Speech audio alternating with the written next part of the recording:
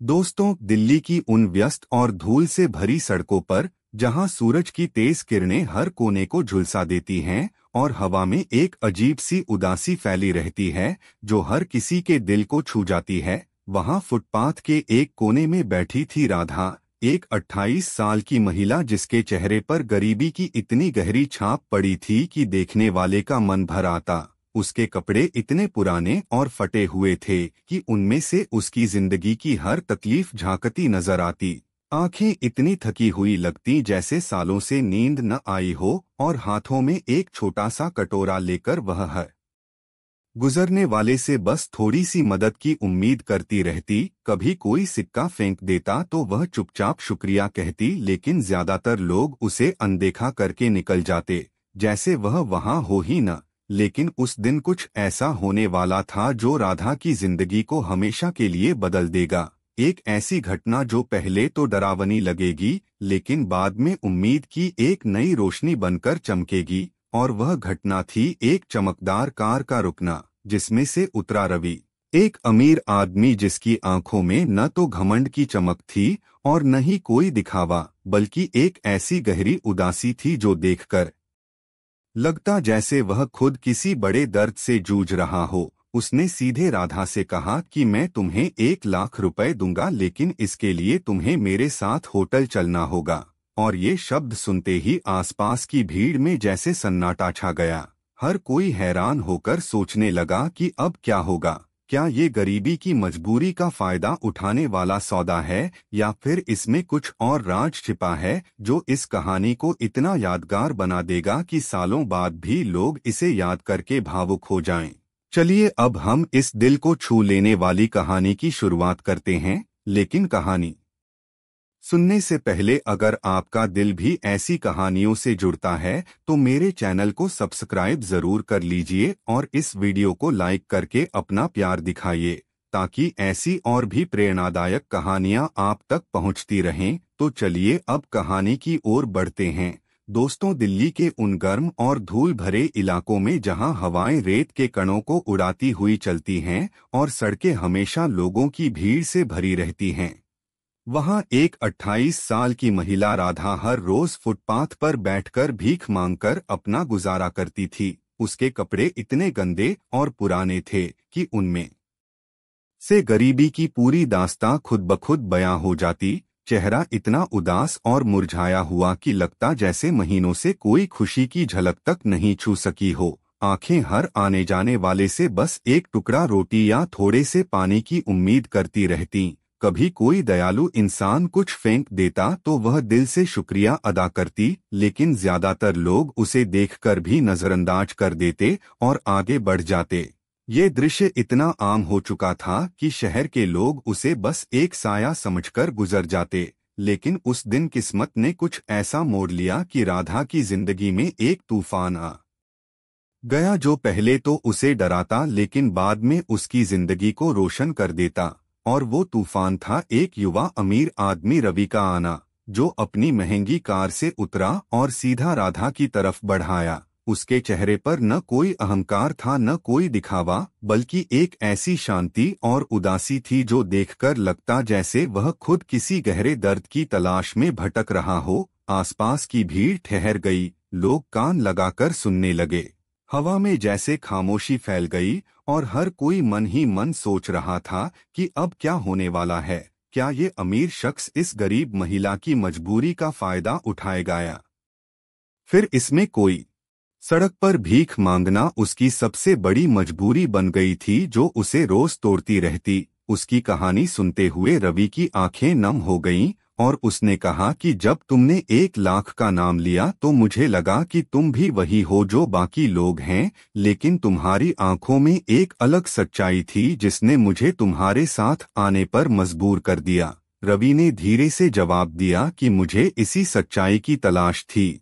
वो 1 लाख का सौदा इज्जत का नहीं बल्कि आत्मनिर्भरता का था, और यही वो पल था जब राधा को लगा कि उसकी जिंदगी में रोशनी की पहली किरण आई है जो अंधेरे को हमेशा के लिए मिटा देगी। अगले दिन रवि राधा को अपने साथ ले गया और शहर के एक छोटे से रेस्टोरेंट में पहुंचा जहां लोग घर जैसा स्वादिष्ट खाना खाते थे और जहां का माहौल इतना गर्मजोशी भरा था कि हर कोई खुद को घर में महसूस करता। उसने रेस्टोरेंट के मालिक से बात की और राधा के लिए बर्तन धोने का काम तय करा दिया। उसने राधा से कहा कि आज से तुम्हारी जिंदगी का नया सफर शुरू हो रहा है। यहाँ मेहनत से काम करो और अपनी इज्जत से रोटी कमाओ जो तुम्हें कभी किसी पर निर्भर नहीं होने देगी। राधा ने काम शुरू किया। हर दिन वह सुबह जल्दी उठती, रेस्टोरेंट जाती, बर्तन साफ करती, ग्राहकों को देखती और सीखती कि जिंदगी को कैसे सम्मान के साथ जिया जाता है। पहले दिन उसके हाथ इतने कांपते थे कि लगता जैसे कुछ भी संभाल नहीं पाएगी, लेकिन धीरे धीरे वो मजबूत होती गई और उसके दिल में एक नई ऊर्जा भरती गई जो उसे आगे बढ़ने की ताकत देती। रवि हर दूसरे दिन आता, उसका हालचाल पूछता, उसे हौसला देता और कहता कि तुम में वो ताकत है जो दुनिया को बदल सकती है और जो तुम्हारी गरीबी को हमेशा के लिए हरा सकती है। राधा के चेहरे पर अब वो पुरानी उदासी नहीं थी, बल्कि एक नई चमक आ गई थी जो कह रही थी कि गरीबी से निकलना संभव है अगर कोई सच्चा साथी मिल जाए जो सिर्फ मदद न करे बल्कि रास्ता भी दिखाए। लेकिन रवि ने सिर्फ काम नहीं दिया बल्कि उसे पढ़ना लिखना भी सिखाना शुरू किया। रात को जब काम खत्म होता तो वह राधा को बैठाकर गणित सिखाता, अंग्रेजी के शब्द बताता और कहता कि ज्ञान ही वो चाबी है जो हर बंद दरवाजे को खोल सकती है और जो तुम्हें कभी किसी की मोहताज नहीं होने देगी। राधा हैरान थी कि कोई अजनबी उसके लिए इतना क्यों कर रहा है। वह बार बार पूछती कि तुम कौन हो और क्यों मेरी इतनी मदद कर रहे हो जो कोई अपना भी नहीं करता। रवि मुस्कुराकर कहता कि मेरी खुद की कहानी भी तुम्हारी जैसी है। मैंने भी गरीबी के वो काले दिन देखे हैं, लेकिन किसी ने मुझे मौका दिया और आज मैं वो मौका तुम्हें लौटा रहा हूँ ताकि तुम भी आगे किसी और की जिंदगी संवार सको। और ये बातें सुनकर राधा के दिल में सम्मान और प्यार दोनों जागते थे जो उसे और मजबूत बनाते। समय गुजरता गया और 6 महीने बाद राधा पूरी तरह बदल चुकी थी। अब वह सिर झुकाकर नहीं बल्कि सीना तानकर चलती थी। उसके चेहरे पर आत्मविश्वास की ऐसी रौनक थी जो हर किसी को आकर्षित करती। और वह सिर्फ बर्तन धोने वाली नहीं बल्कि रेस्टोरेंट में ग्राहकों से बात करने वाली बन गई थी जो उन्हें मुस्कान के साथ सर्व करती। लोग उसकी मेहनत की तारीफ करते और कहते कि ये महिला कितनी तेजी से सीख रही है और कितनी मेहनती है जो अपनी जिंदगी खुद बना रही है। एक दिन रवि ने राधा से कहा कि अब तुम्हारे हाथों में खाना बनाने का इतना जादू आ गया है कि लोग उसे चखकर भूल नहीं पाते। क्यों न हम अपना खुद का रेस्टोरेंट शुरू करें जहां तुम मालकिन बनो और अपनी कहानी से दूसरों को प्रेरणा दो।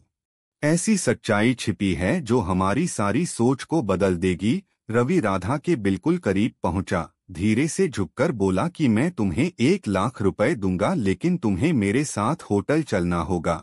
ये शब्द सुनते ही भीड़ में हलचल मच गई। लोग एक दूसरे से कानाफूसी करने लगे कि देखो अमीर लोग गरीबों का कैसे शोषण करते हैं। किसी ने राधा की तरफ दया से देखा तो किसी ने घृणा से।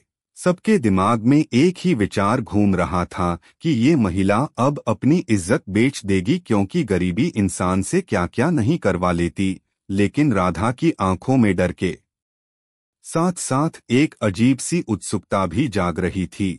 उसने रवि की आंखों में झांका और वहां लालच की बजाय एक गहरी उदासी और किसी खोज की झलक देखी। वो उदासी इतनी सच्ची लगी कि राधा को लगा ये आदमी सबसे अलग है। उसके दिल में एक आवाज गूंजी कि शायद ये मौका उसकी जिंदगी बदल सकता है। उसने कांपते हाथों से अपने कपड़े संवारे, सिर उठाया और चुपचाप रवि की कार में बैठ गई। कार धीरे धीरे भीड़ से दूर निकल गई और पीछे खड़े लोग बस हैरान होकर मुंह ताकते रह गए। उनके मन में सवालों का तूफान उठ रहा था कि क्या राधा अपनी इज्जत गंवा बैठेगी या ये कहानी कोई ऐसा मोड़ लेगी जो सबको चौंका देगी और सालों तक याद रहेगी। कार शहर की हलचल से दूर एक शांत और हरी भरी जगह पर रुकी। वो कोई लग्जरी 5 स्टार होटल नहीं था बल्कि एक साधारण लेकिन साफ सुथरा गेस्ट हाउस जहां चारों ओर हरियाली फैली थी और हवा में शांति का ऐसा एहसास था जो दिल को सुकून देता। रवि ने कार का दरवाजा खोला और राधा से कहा कि चलो अंदर, डरो मत, मैं तुम्हें कोई तकलीफ नहीं दूंगा। राधा का दिल इतनी जोर से धड़क रहा था कि लगता जैसे बाहर निकल आएगा, लेकिन रवि की आवाज में इतना विश्वास था कि वह चुपचाप उसके पीछे चल पड़ी। कमरे में पहुंचते ही राधा ने देखा कि वहां साफ सुथरा बिस्तर था, खिड़की से हल्की रोशनी आ रही थी और हवा में एक ऐसी ताजगी थी जो उसने सालों से महसूस नहीं की थी। रवि ने कहा कि ये कमरा तुम्हारा है, आराम करो, कुछ खाओ पियो और अगर कोई बात करनी हो तो सुबह करेंगे।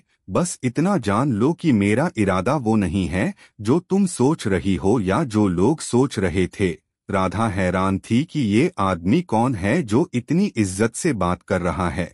रात भर वह सोचती रही कि क्या ये सब सपना है या हकीकत, और उसके मन में डर के साथ एक नई उम्मीद जाग रही थी जो कह रही थी कि शायद अब जिंदगी में कुछ अच्छा होने वाला है जो उसे गरीबी के इस दलदल से बाहर निकाल देगा। अगली सुबह जब सूरज की पहली किरण खिड़की से कमरे में दाखिल हुई तो राधा ने देखा कि दरवाजे पर नाश्ते की ट्रे रखी है। गर्म चाय, ताजा ब्रेड और फल देखकर उसकी आंखों से आंसू छलक पड़े, क्योंकि सालों बाद किसी ने उसे इंसान की तरह सम्मान दिया था। वह नाश्ता करते हुए सोच रही थी कि ये सब क्यों हो रहा है और उसके दिल में कृतज्ञता की एक लहर दौड़ रही थी। तभी रवि आया और दोनों आमने सामने बैठ गए।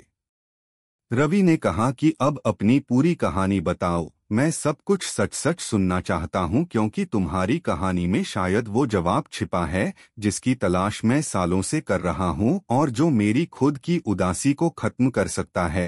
राधा ने गहरी सांस ली और अपने जीवन का सारा दर्द उड़ेलना शुरू कर दिया। उसने बताया कि कैसे बचपन में उसके माँ बाप का साया उठ गया था, कैसे रिश्तेदारों ने उसे घर से बाहर फेंक दिया और कैसे शहर में आने के बाद हर जगह उसे काम के बदले अपनी इज्जत गिरवी रखने का दबाव सहना पड़ा।